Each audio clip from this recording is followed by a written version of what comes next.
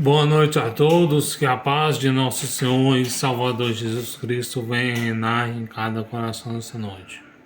Hoje eu tenho uma palavra nova para você. Uma palavra que a qual se encontra no Salmo 51, do versículo 1 até o versículo 5.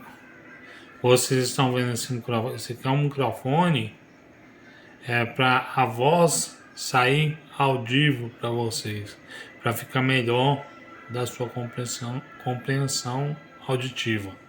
Amém? Salmos 51, versículo 1 a seguir. O epígrafe: Davi confessa os seus pecados, suplica o perdão e roga a Deus que lhe renove um espírito reto. Versículo 1: Tem misericórdia de mim, ó Deus, segundo a tua benignidade. Apaga as minhas transgressões segundo a multidão das tuas misericórdias. Lava-me completamente da minha iniquidade e purifica-me do meu pecado. Porque eu conheço as minhas transgressões e o meu pecado está sempre diante de mim. Contra ti somente pequei e fiz o que os teus olhos parece mal, para que seja justificado quando falares e puro quando julgares. Eis que em iniquidade fui formado, e em pecado concebeu minha mãe. Somente até aí. Amém? Para quem não conhece este Salmo 51, quem fez esse Salmo 51 foi Davi. Quando ele peca contra o Senhor. E sabemos que antes de Davi pecar, muitos anos atrás, ele ainda era somente um pastor de ovelhas. Sabemos que Deus, o povo, escolhe um rei para que reine sobre Israel. Porque o povo não estava agradando de Samuel, porque os seus filhos não andavam conforme a vontade de Deus. E eles pediram um rei. E Deus ouve o pedido deles e entrega um rei. E Deus fala para Samuel, eles não têm rejeitado nem a ti não, eles têm rejeitado a mim. E sabemos que Saul, ele é da tribo de Benjamim. Saul, ele é ungido rei sobre Israel. Saul, ele ganha 1000 batalhas depois que ele é ungido rei de Israel. E Davi, ele ganha 10.000 batalhas. Então sabemos que certa vez Deus fala para Samuel: vá até em Belém e unges um rei para que reine sobre Israel, que a qual será o meu segundo coração. Porque Samuel, até quando tu terás dó de Saul, tendo eu rejeitado para que não reine sobre Israel? E sabemos que Samuel, ele vai até Jessé. E a Bíblia nos fala que Samuel ele passa pelos seus 7 filhos de Davi.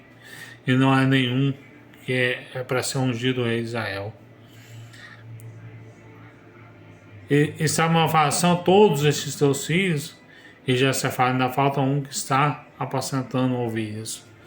Este que está apacentando ovelhas, Deus fala para Saul: este é o escolhido de Deus. E Deus fala para Samuel, melhor dizendo: este é o escolhido de Deus. E quando Samuel fala para Jessé: enquanto Davi não se sentar nessa mesa, nós não comeremos. E Davi é ungido rei de Israel. E Deus rejeita a Saul, porque Deus fala para Saul: vá até a cidade, vai até os amalequitas, melhor dizendo, vai até os amalequitas e saqueie a cidade. Não poupe a vida de ninguém, não traga nem o ouro de lá.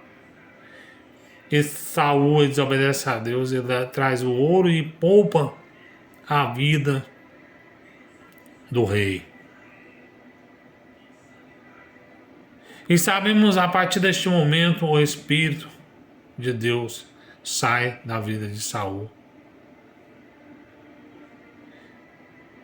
E com o passar do tempo, depois de algum tempo, Davi ele é levantado para ser rei, governador de Judá, rei de Judá, ali da cidade de Judá. E depois que Davi ele é ungido rei de Israel, com 17 anos, depois de 13 anos, Davi ele tomou posse do seu reinado. Com 30 anos, Davi ele vai governar Israel com poder, com autoridade, com unção. Igual eu falei para vocês, meu irmão, Saul tinha ganhado 10.000 batalhas, mais dizendo, e Davi 10.000 batalhas. E teve um dia que Davi ele não foi para a batalha. E ele vendo ali de cima da parte superior ali do palácio, ele olhando para baixo vê aquela mulher bonita e ele a deseja para si. E ali já cometeu o adultério. Ele já começou a desejar aquela mulher. E Davi fala: traga para mim aquela mulher. E manda trazer aquela mulher. E Davi deita com aquela mulher. E aquela mulher fica grávida.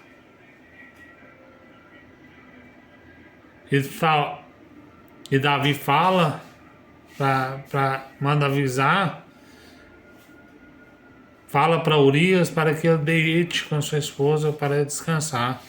E Urias fala: não posso descansar, porque o meu país está em guerra. Não posso deitar com a minha esposa agora neste momento. E Davi põe Urias à frente da batalha. E Urias não tem experiência com luta. Ele morre. E Davi comete um homicídio. E o profeta Natan vai até Davi e fala: rei, contou uma parábola. Se você tiver uma ovelha e vier um homem e a mata, o que nós temos que fazer com este homem? E Davi fala: nós temos que matar. E Natan fala: este homem é você.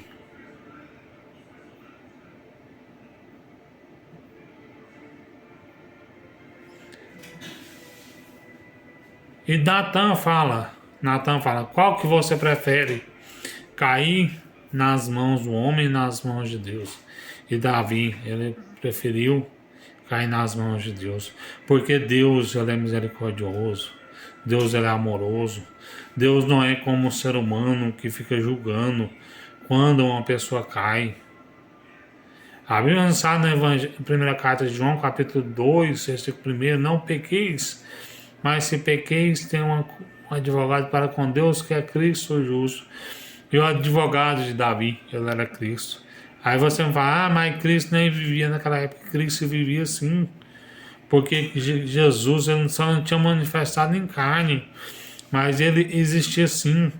No princípio era o Verbo estava com Deus, e o Verbo era Deus, e ele estava no princípio com Deus. Porque esse Cristo, ele é de eternidade em eternidade. Cristo, ele sempre existiu. E Cristo estava ali para julgar a causa de Davi. Deus estava ali para julgar a causa de Davi, para absorver Davi. E aqui no Salmo 51, versículo 1: tem misericórdia de mim, ó Deus, segundo a tua benignidade. Apaga as minhas transgressões segundo a multidão dos meus segundo a multidão das tuas misericórdias. Sabemos que Deus ele é misericordioso. O cair é do homem, mas o levantar é de Deus. Às vezes você cometeu um pecado de adultério, um pecado de fornicação, um pecado grave que entristeceu o Espírito Santo, e as pessoas ficam te julgando, fica falando lá, caiu em tentação, não vigiou, este é bode, não é ovelha. Fica julgando as pessoas.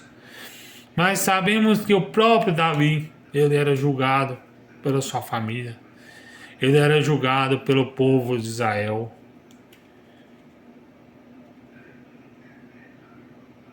E aqui, se eu não me engano, no versículo 3, porque eu conheço as minhas transgressões e o meu pecado está sempre diante de mim. O pecado de Davi estava sempre diante dele. Davi, até o último momento da vida dele, ele não tinha paz. E Davi fala, a alegria do Senhor é a tua salvação na minha vida. Davi, ele pecou contra Deus. Davi vai nos falar no Salmo 119, versículo 11. Guardei a tua palavra no meu coração para mim não pecar contra ti. Sabemos que Davi, ele pecou sim contra Deus, mas Deus foi o advogado de Davi. Deus fala para aqueles fariseus, aquele que dentre vós estiver sem pecado, seja o primeiro que atire a primeira pedra. Quando você comete um pecado, principalmente de adultério, você entristece a Deus. Os seus filhos são separados. Pensou você não ter o seu pai, a sua mãe junto de você, você que é filho, e você não ter o seu filho junto com você, você que é pai e mãe? Tanto que é ruim. E a Bíblia nos fala que a espada não apartará da vida de Davi até a terceira e quarta geração. Então sabemos que quando nós pecamos, tem as consequências. Nós separamos, as pessoas se separam o filho vai para um lado e o pai e a mãe vai para o outro, e assim é os nossos pecados. A Bíblia nos fala que os nossos pecados fazem separação entre o homem e Deus. Meu irmão, você que pecou contra Deus, eu não conheço a sua vida, eu estou aqui para te defender com essa palavra, em cima dessa palavra. Porque do mesmo jeito que Jesus é advogado, eu estou trazendo essa palavra para Jesus te absorver dessa causa. As pessoas te julgam porque você cometeu adultério. As pessoas te apedrejam. Mas sabe de uma coisa, tem de bom ânimo, Jesus, ele é o seu advogado. Qual é mais importante, meu irmão? Você está do lado, Jesus está com você ou o homem? Davi, ele preferiu estar com Jesus. E Jesus está com você a todo momento. E eu pulei aqui o versículo 2. Lava-me completamente da minha iniquidade e purifica-me do meu pecado. Versículo 2. Davi, ele estava falando, purifica-me do meu pecado. Me purifica-me de toda injustiça.